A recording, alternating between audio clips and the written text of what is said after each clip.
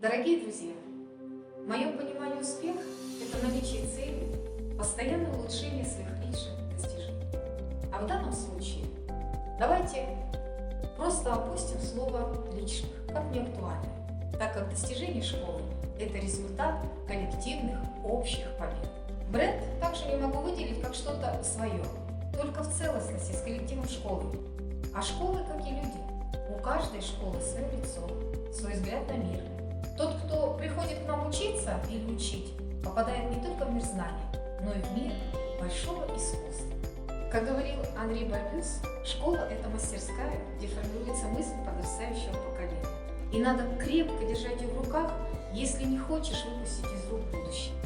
В нашей мастерской, в нашей любимой школе есть свое лицо. Это прежде всего внешний антураж школы, материально-техническая база. И, конечно, приоритетный аспект – это безопасность. Формирование безопасной среды для обучения и трудовой деятельности – это гарант успешности всего образовательного процесса. Как нас узнают? А ключевое слово нашего образа – качество. Качество знаний высокое, качество профессиональных навыков потенциальное, качество созданных условий и безопасности отличное, качество корпоративной культуры оптимистичное, качество участия в конкурсах более чем успешное, качество профессионального развития прогрессирующее и, конечно, качество социализации выпускников адаптированное. Мой имидж, как и имидж каждого сотрудника, заключается прежде всего в социальной ответственности и высокой организованности, во всяком случае стремление к этому. И идеальное сочетание всех этих и других качеств личности – это идеальный управленец-менеджер. Мое колесо, как видите, не идеально. Есть к чему стремиться. О профессиональных компетенциях руководителя и лидера можно говорить бесконечно. Это ориентация на результат, лидерство, эффективные коммуникации, стратегическое мышление, планирование, умение слушать и слышать, координация работы. Очень важный аспект – контроль. Честно, что-то получается хорошо, что-то нужно корректировать, менять, адаптировать, видоизменять, а от чего-то совсем отказаться. И мне очень импонирует, что казахстанское образование постоянно проходит этапы инновационного развития. И нам, в свою очередь, нужно что-то обновлять, что-то развивать и, конечно же, совершенствовать. За время моей работы вводилось несколько трендовых практик, которые помогали нам лучше понять нашу деятельность, увидеть плюсы и минусы создаваемой системы. Что-то прижилось и стало традиционным видом деятельности, а многое интерпретировалось и изменилось. В настоящее время мы работаем над внедрением образовательного тренда «Стратегический менеджмент», который проводится на всех уровнях образования и в среде сотрудников. Стратегический менеджмент – это такое управление, которое опирается на человеческий потенциал как основу школы. Именно человеческий потенциал – это основа школы. Ориентирует образовательную деятельность на запросы учеников и их родителей. Мы проанализировали систему работы школы. Нами была разработана стратегическая карта управления школой. Также спрогнозировали ожидаемый результат. В текущий период мы сосредоточены на реализации стратегических задач, где особое внимание уделено профессиональному росту педагога. Это главное условие обеспечения качественного образования. В системе казахстанского образования идут изменения.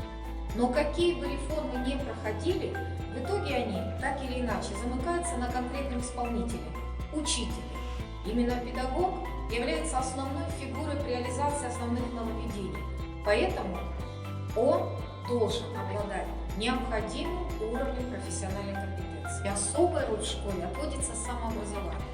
Это целенаправленная работа по расширению и углублению своих теоретических знаний, совершенствованию имеющихся и приобретению новых профессиональных навыков и умений в свете современных требований, педагогической и психологической науки, организация курсов, послекурсовая подготовка, организация вебинаров, семинаров, коучингов.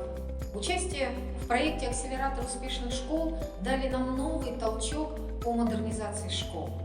Также социальное партнерство, взаимообучение, консультации, интервьюирование, связи с Орлеум, ЦПМ и университетами, а также другими социальными партнерами. И, конечно, важное ключевое звено – это диагностика и внутришкольника.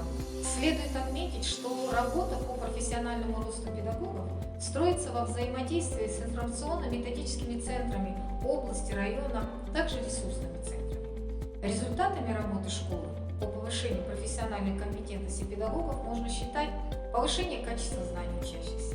Это подтверждается результатами внешней экспертизы. Увеличение доли педагогов, которые аттестованы на квалификационной категории. Проектно-исследовательская деятельность учащихся. Своевременное повышение квалификации педагогами школы.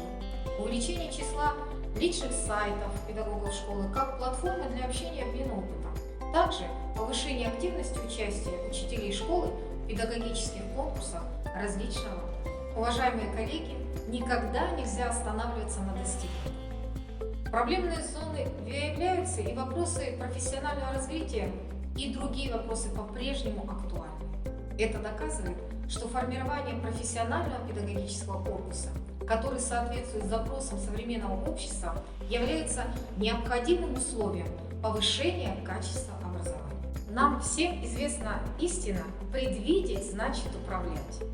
И еще мудрецы говорят: выбери себе работу по душе, и вам не придется работать ни одного дня в своей жизни.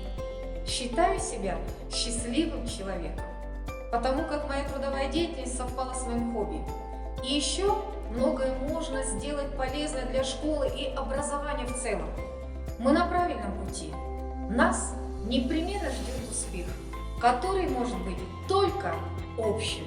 Благодарю за внимание. Всем здоровья и счастья. Берегите себя.